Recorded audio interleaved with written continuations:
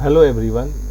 Today I will be talking about sampling and non-sampling errors. So basically whenever we are conducting a research based on a population and a sample derived from that particular population, then there are chances that that particular sample may not be representative of population, that there may be chances that whatever process or whatever steps that we are following while collecting data from that particular sample may be faulty. So whatever results that we are going to get based on that particular sample, it may include many errors or many fallacy. So whenever we are conducting a research based on population or a sample, then we have to consider these two particular concepts, that if you are addressing this type of error, so that whatever generalization we will be making based upon our data or based upon our statistics is quite reliable one and it can be generalized. So let us try to understand these two type of errors, sampling and non-sampling error. So there are various type of sampling errors, including random errors and systematic errors. So whenever we are talking about the sampling error, which has got two different category, which is called as sampling, one is called as sampling error and other is called as non-sampling. So here whatever you are seeing, that random error and the other one is called as systematic error.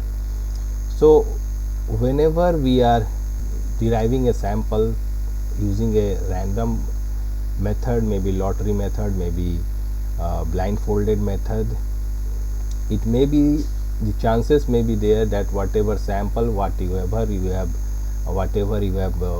selected or whatever you have got may not represent the entire population. So this particular type of error, because of use of random process for obtaining a sample from the population, is called as random error or sampling error. And the other type, which may be due to following a faulty method, maybe whatever sampling, whatever tools or whatever techniques which you are using to collect data may be faulty one, whatever steps that you are following to collect the data may have got certain error, whatever statistics you are using that may be faulty, maybe the researcher who is collecting data, he may be biased. So this type of error, which is due to the process related variables, are called as systematic error, or it is also called as non-sampling error. So one is entirely based on the sample, one is entirely based upon the sample derived from the population, it may be not representative, which is called as sampling error, and other is related to the process which you are following to collect the data from that particular sample. So these two categories are there, one is called as sampling and other is called as non-sampling error, and other way it is also called as random error, and the other is called as systematic error or system related error. Each type affects the validity of the research findings, and we have to make sure that we should identify this type of error whenever we are doing a sample based study, so that these particular problems can be addressed, and whatever generalization which we are going to make, it may be reliable one, it can be generalized and it can be used for the further or different other type of research based on the same variable. Now what is sampling error? As I already told you, sampling error arises when a sample does not perfectly represent the entire population. So it is the difference between a sample statistics and the population parameter. So if our sample represents a particular population, then there will be less differences between the sample statistics and the population parameter. So if that problem is not addressed, then there is a large gap between this sample statistics and whatever the real population parameters are. So I can give you an example. Suppose from a university, if you are trying to find out the average height of the students, and get a sample from that particular university students using a random method, many a times the chances will be there that whatever sample you have derived may not, or it may include all the average height students or all the short height students. So if whatever research we will be doing based on this particular sample, then it will having lots of error. Suppose you try to find out what is the average t-shirt size of the university students, those who are wearing. So if our sample will consist of all the average heighted students, then whatever t-shirt size that you will get, that will not represent the entire university population or university students, and this type of error has to be addressed. You can always go for stratified sampling, multi-stage sampling. So this type of errors can be reduced using this particular method. So sampling error occurs when a sample does not represent the population accurately. This can lead to incorrect conclusion. It is essential to understand how to minimize this particular type of error, so that whatever generalization we will make based upon your sample is not faulty one. So let us recap whatever sampling error we have learned. So sampling error occurs when a sample does not represent the population, as simple as it is. So whenever sample will not represent the population, we try to use some random process and you get a sample, and chances will be there that it will not represent the population. So that's why we go for better sampling methods. So whenever there will be deviation from the sample mean and the population mean, sample standard deviation and the population standard deviation, sample median and the population median. So if that deviation is large, sampling error is large. So that things should be addressed. So now let us see the formula for sampling error. So there are formula for sampling error. That is a good thing, that whatever sampling error we are committing, that can be calculated, and if it can be calculated, then the problem can be addressed also to minimize the error, which may not be true with non-sampling error. So whenever we talk about sampling and non-sampling error, always we try to say that non-sampling error is quite more dangerous, because we cannot many a times address those problems. So for different type of statistics like mean, median, standard deviation, proportion, there are different formulas for sampling error. We will be dealing with sampling error related to mean, standard deviation or proportion or median in other video, but for example we will see that what is the formula for sampling error for mean and what is the formula for sampling error for proportion, because this particular video we are just theoretically talking about sampling and non-sampling error. In other video I will be talking about mathematics of sampling error, and different statistics I will be dealing with how to calculate different type of sampling error, and then how to address those problems. We can decide on the range of what will be the true value between of with 95% probability, what will be the true value of the population mean or median with 99% validity. So that will be done in the other video, but in this particular video we can see that the formula for sampling error is the formula for sampling error for the mean is the standard deviation of the sample divided by the square root of the sample size. So if you can see, this is the formula for sampling error is standard deviation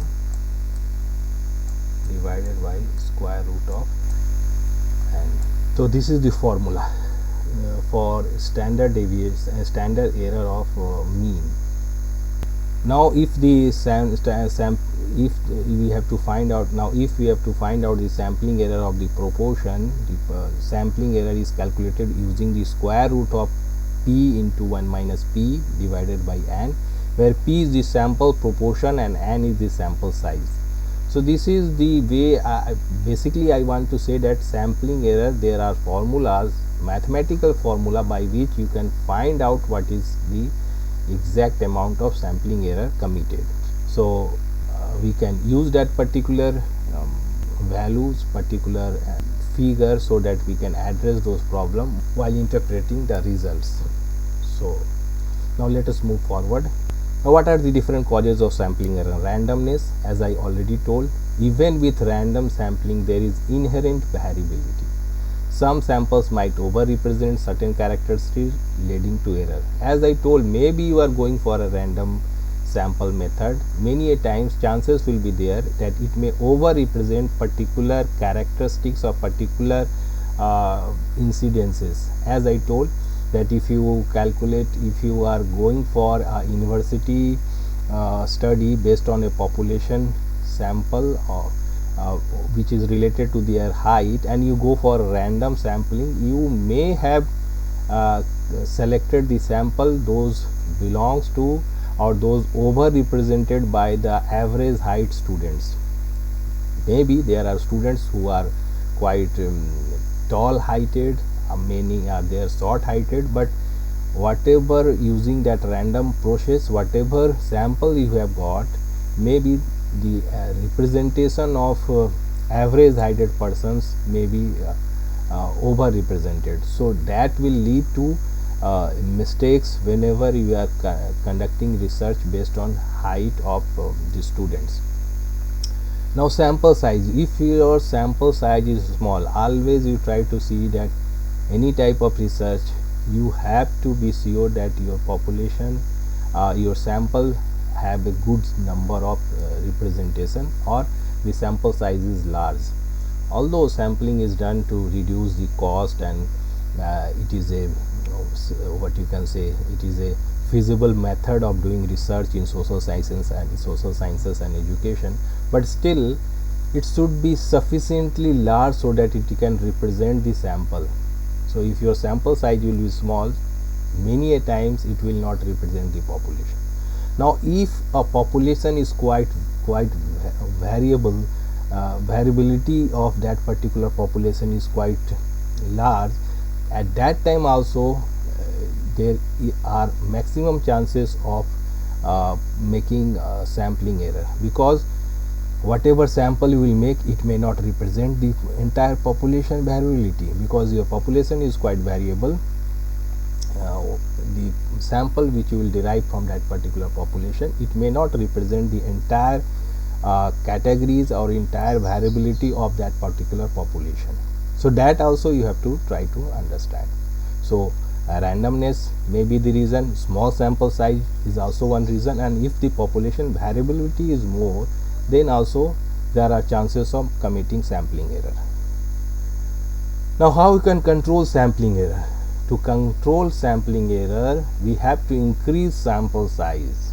So we can increase sample size, as I already told, that if we will increase the sample size, we may address the problems of variability. If we increase the sample size, then it may represent the entire population. So larger samples generally reduce sampling error, providing more accurate data representation. Reduce population variability, that is also one way. So if you will reduce the population variability, that means if you are seeing that in that population different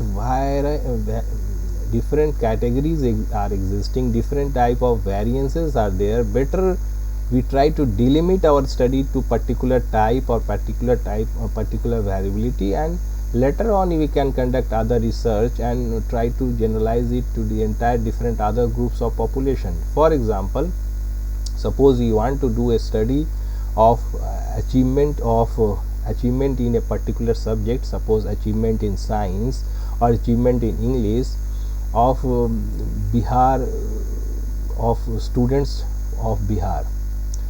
Now if you just try to understand, if you collect data, or you will conduct a study and collect this as or you will try to get the sample from only Patna, then the entire, you just try to understand the variability or the nature of the students from different other parts or different other region of Bihar are quite quite different.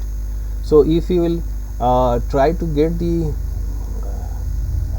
the scores or in achievement in English from this particular type of students or data collected from only Patna, and you try to generalize it to entire Bihar state, then you are going to make a large sampling error, because the variability or the nature of the students of government schools of Bihar are different in different other regions. So why should you go for conducting a research for entire Bihar? You can conduct a research only for Patna district. So by reducing the population variability, you have reduced the population variability, you have just taken care of that Patna district, and whenever you will conduct that research, it will be more generalizable, less sample error will be there. So that is also one method. Now you can also go for better sampling technique, as I already told in that particular university's problem. You can go for stratified random sampling. You can collect data from tall heighted students, we can collect a sample from average heighted students, we can collect data or sample from short heighted students. So if you make three different strata, tall heighted or very tall students, average height students and short height students, and try to get representative sample from all these three category, and then you conduct the research, the problem of sampling error will be less. Similarly, suppose you are going to conduct a research on what is the value system of people of Bihar, then if you will go for random process, then maybe from a particular culture or particular religion maximum participation will be there, and later on you can go for later on you may commit different sampling error, because the different faith group, different religious group have different types of value system or different type of culture. So whenever you are doing this type of study, you should try to make different, you can go for quota sampling, you can go for multi-stage sampling. You divide the population into different category quota, and one quota or strata or one particular religion can be one strata or one particular quota, and then you, if you will get the sample from them and then you try to do the study, sampling error will be less, because you are whatever generalization we will be making, that will be reliable one, and it will take care of all the different religious group, different faiths of different of the people from that particular state or particular region. So these three techniques are there. You can increase sample size, you can always reduce population variability by delimiting our study parameters. We can go for a population which is less variable, and then you can always improve your sampling technique. Different type of sampling techniques are there, so that it can represent the entire population. So for minimizing sampling error, researchers should employ strategies such as random sampling, appropriate sample size and stratification. I already told you can go for different strata, and from that particular strata you can collect different number of samples, so there will be less sampling error. These techniques enhance the representativeness of the sample, leading to more reliable results. Now let us understand what is non-sampling error.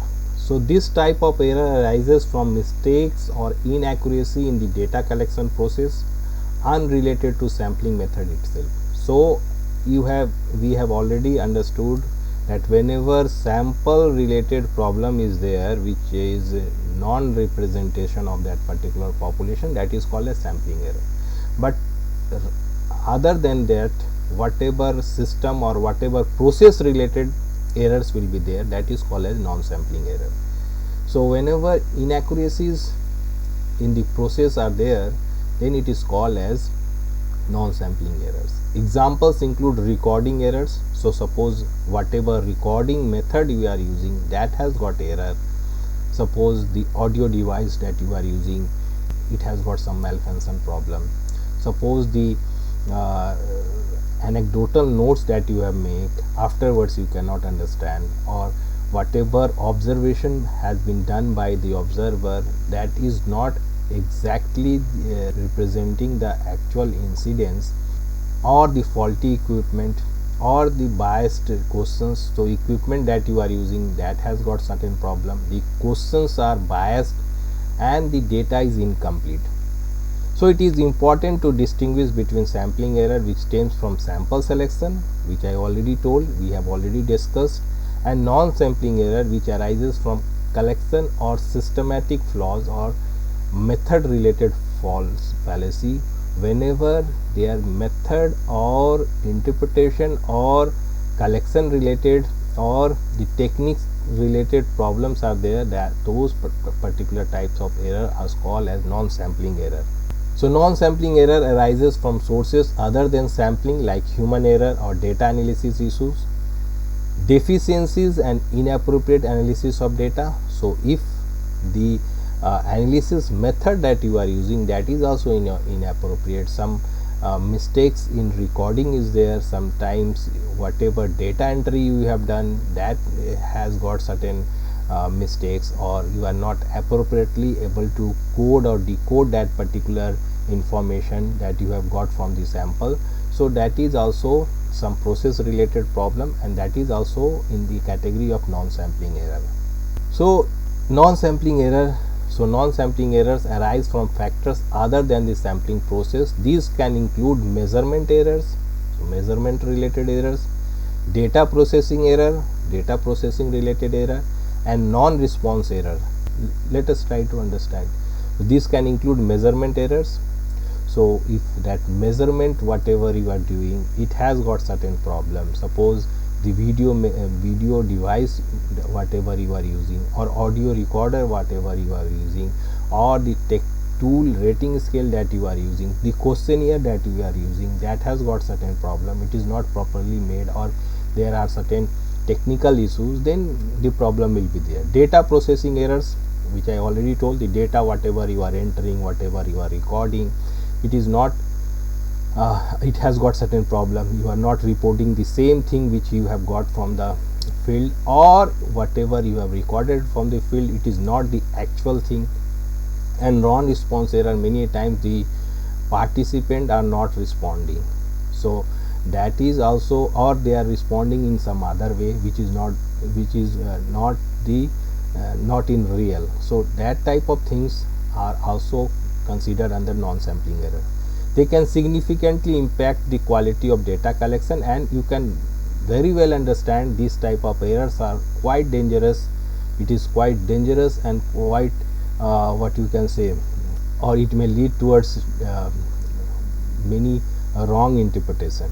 Many times you just try to understand, many times whenever you are going for exit poll, and if suppose you are getting data from the voters, and if they will not respond, or they will respond in some other way which is in reality which is different from the actual incidence, then whatever interpretations we will make, that will be full of error, and that you can very well understand. So non-sampling errors are very dangerous, and you should try to see that whenever you are doing a research, that type of problems are not occurring.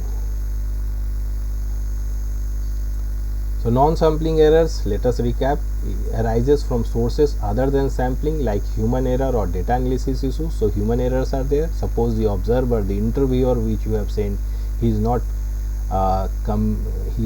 competent enough to collect data, he is not skilled enough, or he is not motivated enough, or he has got biasness, then whatever he will record will have some problems.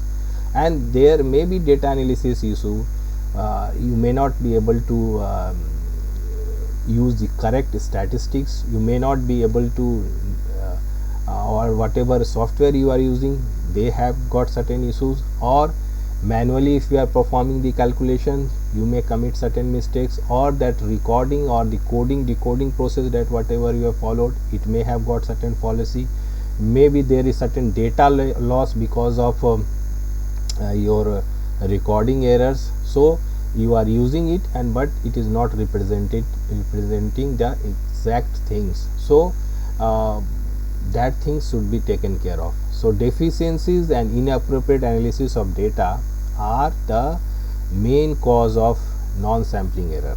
So let us try to see the different causes of non-sampling error. I have already earlier also in this particular video, I have in brief I have already talked. Let us again try to illustrate that. First one is measurement error. So if your device has got certain problem, if the tool which you have made, the questionnaire, the observation schedule, the rating scale, the audio device, and that may not audio device that you are using, the video recording which you have using, they have got certain technical issues, or the tools which you have prepared are not standardized. Suppose you are saying that this is an achievement scale, but it is not a standardized achievement scale. It has got certain issues of validity and reliability, so you will commit some non-sampling error. Response biasness is there. Suppose those who are responding, they have got certain biasness. It may be, you can easily understand what is response biasness.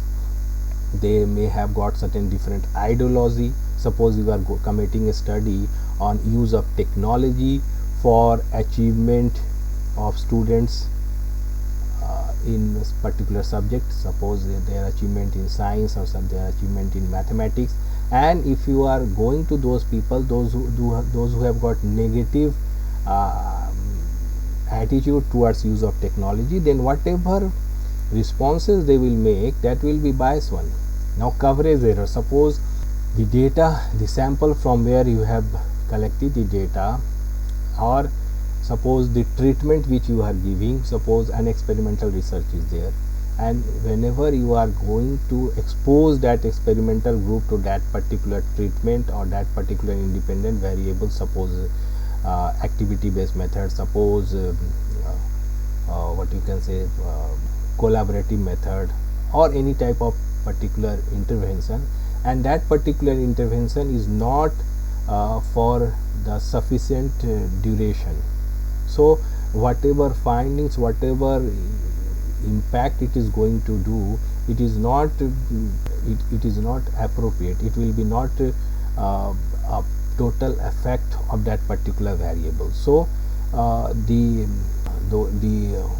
interpretation which we will be making will be false. It is just like, suppose a medicine you have to take, and the doctor has said that you have to complete the whole course of that particular drug. Suppose he has given the drug for 8 days, and you are saying that okay, after 2 days I am feeling better, and then you try to say that you should stop that particular drug, and then you can say that or if you are not feeling better, whatever may be the reason. So maybe you are thinking that it is quite costly, so I will take for only 2 days. So if doctor has said that you have to take it for 8 days, you have to take it for 8 days, then only you can say that that medicine is working or not working. So this is related to the experimental research. Similarly, if you are collecting data from the sample, and the responses which you have got, it may not suppose you have distributed 1000 questions to different by email, through email, or different by post also you have sent the questionnaire, and when you have got the question back, you may have received only 600 or 700 questions, and that questions may not represent the entire population, or entire sample coverage is not there, and you are using it for reporting that particular variable or that particular aspects, then it will have many mistakes or many fallacies may be there. So that coverage issue is there. Then non-response bias. Many times the responders are not responding to the whole questions, means entire set of questions. Suppose 20 questions are there, they are responding 15 questions and leaving 5 blank, or many times they are what you can say, they they are, suppose interview is there and they don't want to respond to particular set of questions. So if non-response is there, then also you may, it may lead towards wrong interpretation. So this type of issues has to be addressed. So I already told that some causes of non-sampling errors are bias in survey questions. Many times our questions are biased also.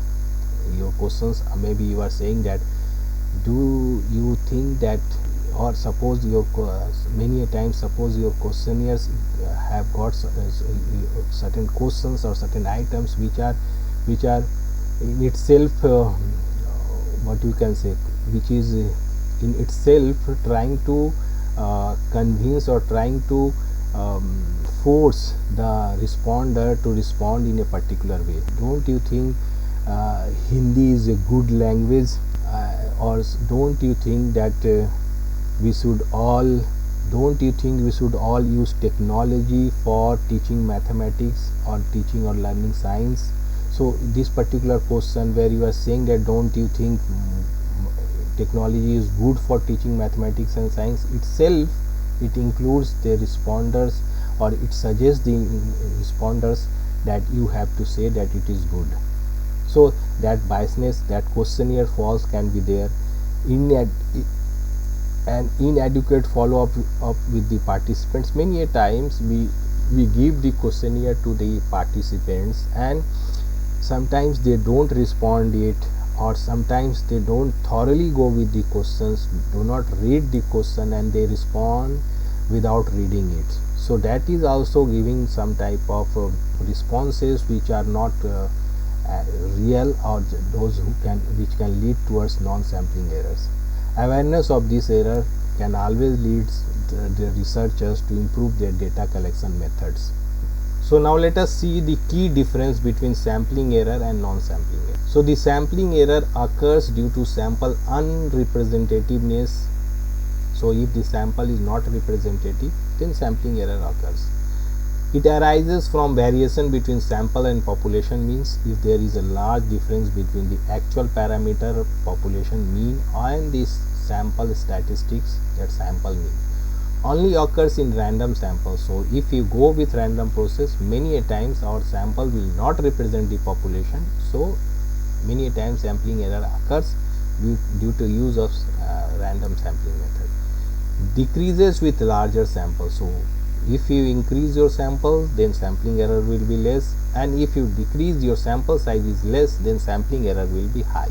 Now non-sampling error occurs due to sources other than sampling. So other than sampling method, suppose sample whatever you have selected, other whatever systematic error, process related errors are there, data collection related errors are there, data analysis related problems are there, that those are called as non-sampling errors.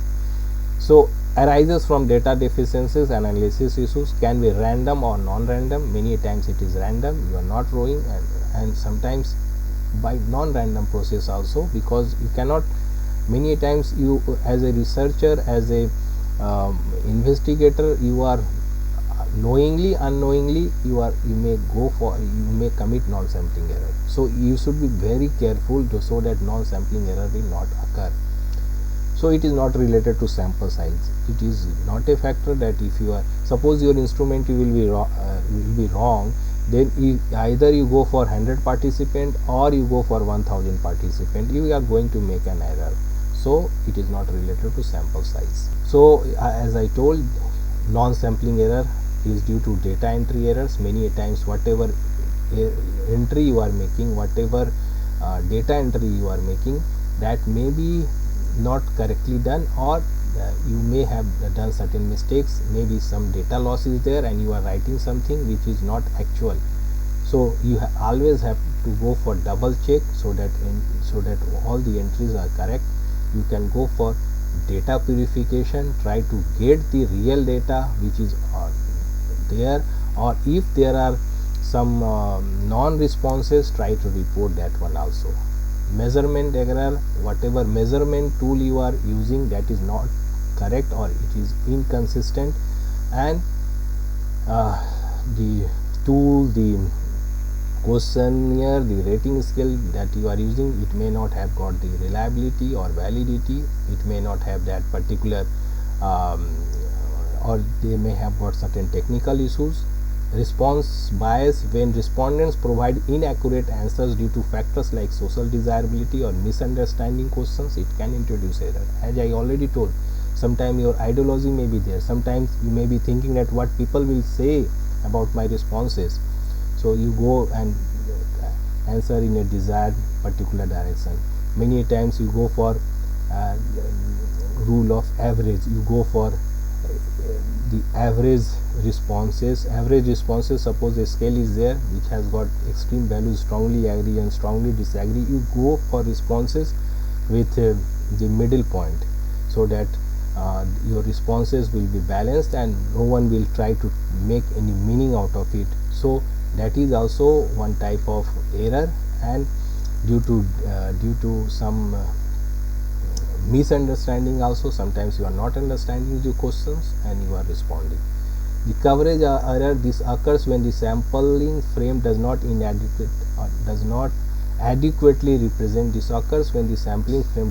adequately represent the target population, leading to exclusion of certain groups. Suppose you are saying that I am going to do a study of for the secondary students, and whatever data you have collected the data from only class 9 students, and you are trying to generalize it. So, or if you have collected data from class 9 students and you have your questionnaire may have got a language, suppose the questionnaire is written in English, and you forget about that there may be Hindi medium students, then you collect the data, and whatever data you have got, those all data are given by only the English medium students. So you may not get the actual reflection from the sample, and that's why you may get some error. Or those students from Hindi background, they may misunderstand the question written in English and they will respond in some other way, and then you have got certain issues. So that is also a problem. Many a times when individuals decline to participate in the survey, their characteristics might differ from those who respond, leading to bias. So many a times, suppose a particular group of students are there, a particular group of respondents are there, those who are quite enthusiastic to response, and they have got different vision or different ideology for your particular questionnaire or particular question. And then you say that suppose let us take one example. Suppose you are doing a study on attitude of teachers towards technology. Now you go for taking teachers from different schools, and those who are from international schools, they are very enthusiastically they are responding that technology is very good and you have to use it. But a particular group of teachers may be from the government school or from other particular background, those who have not got a good attitude for technology, they may not respond also. And overall, whenever you are generalizing, because you have collected data from this only from the enthusiastic sample of teachers from international school, you can say that the teachers are quite interested or quite enthusiastic for using technology, but that may not be the reason. The reason may be because of your coverage issue, or because the participant have not responded. So that type of error should be minimized. Now, how to control non-sampling error? So to control non-sampling error, clear data collection procedures. So whatever data collection process you are using, that should be very clear. Standardized processes should be used. So now let us see how to control non-sampling error. So first method to control non-sampling errors is that you should go for clear data collection procedures. Standardized procedures and training for data collectors can minimize errors. So we have to go for standardized procedures of data collection. suppose we have got a field based study and we have got field investigators, then you have to train those investigators the standards procedures to collect data, when to start the data collection, what is the instruction that they should give to the respondents, and what are the devices they have to use, what they have to record, how they have to record, what they have to exclude. So all these particular things that has to be well illustrated, that has to be well explained to the field investigators, to the field, to the person, those who are going to the field for data collection. So the process and the tools has to be clearly explained. If our tools are standardized, that also is a good thing. And then suppose they are going for brainstorming session, then they have to be perfectly trained and how to conduct brainstorming session. Suppose they are going for interview, then the researcher or that particular interviewer has to be trained at how to conduct that particular interview. So that has to be there. Second, you have to go for double checking the data entry. Whatever data entry you are going to do, you are using a particular device, suppose computer entry you are doing of that whatever data you have collected from the field, maybe they are quantitative data, maybe they are qualitative data. Whenever you are recording those data, you have to be double check that particular data entry, so that there may not be data loss. The data should be perfectly reported and recorded. Then measurement tool, which I already told, that whatever tools you are using, that should be standardized and well calibrated. Reliability and validity of those tools should be there. And of course, if you are going for research using a particular method, a particular tool, a particular technique, then you have to go for pilot testing first. So every time doing a pilot test of your questionnaire or your technique on a representative sample, then you will lessen the non-sampling error. The process related errors will be less. So pilot testing is also one method to reduce non-sampling error. So the definitions should be clear. Other methods are also there. Ensure precise definitions and instructions to avoid ambiguity. So whenever the researcher or that particular person, those who are going to the field for collecting data, they should be well aware of the task they are going to do, the variable they are going to study, the instructions what they have to give to that particular participants. Trained interviewers, I already told that the interviewers, if they are well experienced, well trained, then they can conduct an interview smoothly and they can get the desired set of responses. So that has to be also done. And whenever collect the data, you should go for data validation, and triangulation is always a method for data validation. You can always use different other techniques, other methods, so that you can cross validate whatever data you have recorded. So you can go for certain triangulation method. So there is always certain impact of sampling errors. If sampling errors are there, it can lead to misleading conclusions and affect the overall credibility of the research. Understanding their impact helps researchers make informed decisions about data interpretations and reporting. So always you have to be very sure that you are not committing any sampling error, so that you should always report your findings in the light of how much amount of sampling errors are there.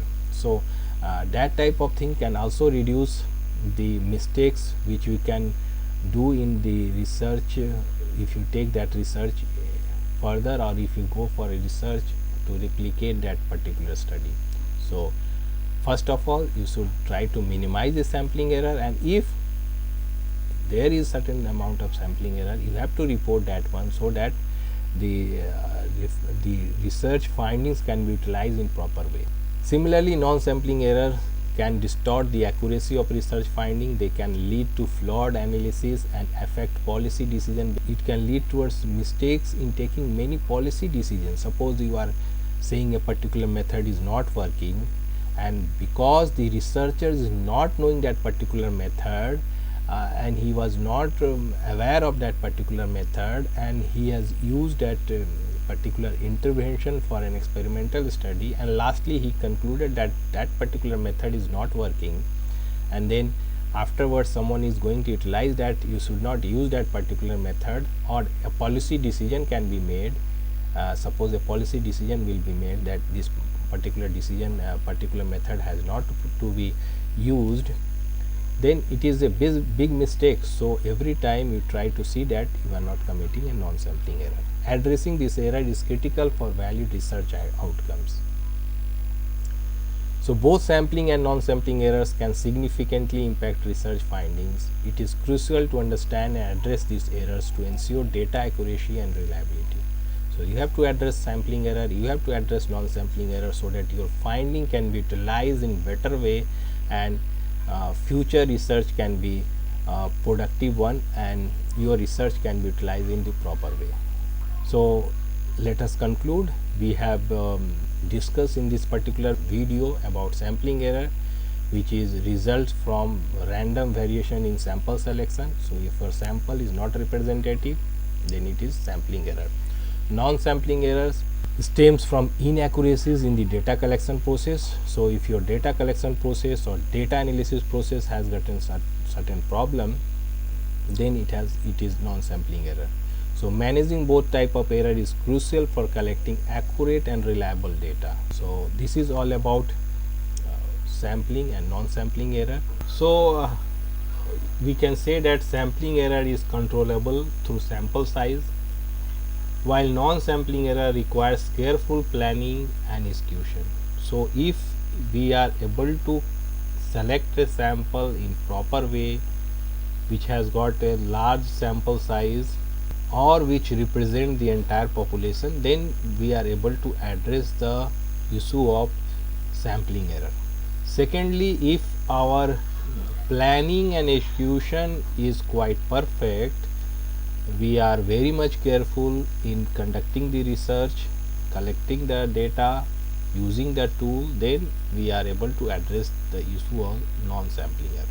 Both types of error must be considered to ensure accurate and reliable research result.